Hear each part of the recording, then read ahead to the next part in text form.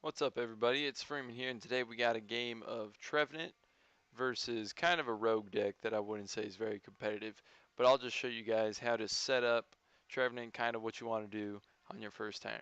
Now, ideally, you start with a Phantom. I wasn't so lucky. You start with Wobbuffet, which isn't bad. The Wobbuffet's pretty good because when you tree smash, when you spread counters to their bench Pokemon, all that sort of stuff, Wobbuffet can come out and clean up. He can really do a lot of damage, particularly to EX Pokemon. So, opponent's playing something that obviously is going to search through his deck quite a bit. He gets really lucky with the skates.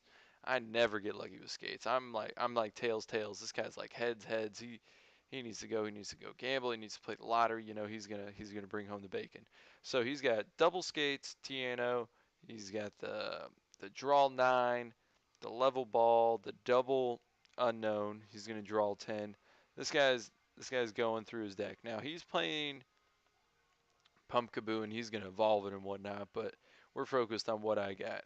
I got Wobbuffet. I know for a fact that I don't want to have him out, but I'm contemplating the Dimensional Valley because it's obviously gonna help him. He's playing Psychic type, so I go Trainer's Mail.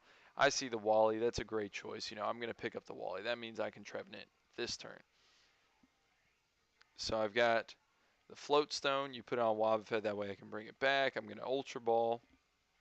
And now it's a pretty big decision. You know, what am I going to discard? Do I keep the Birch and try and use it next turn because I'm obviously going to Wally this turn? Do I ditch the Birch? Keep just a Versus Seeker? Do I throw away the Birch? I mean, there's a lot of options. So I decide I'm going to throw away the Versus Seeker, keep the Birch, throw away the double colorless.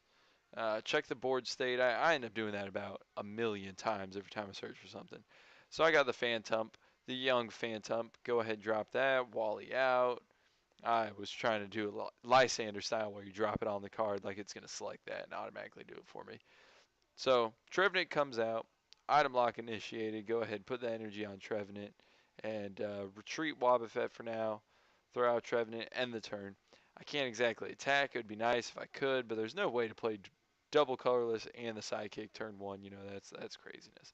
So he evolves Pumpkaboo, and I'm like, man, I've never seen Gourgeist in my life. I've never seen this thing. This thing is strange. It's peculiar. It's kind of strong for what it is. Not so much in the damage department, in the 200 health department.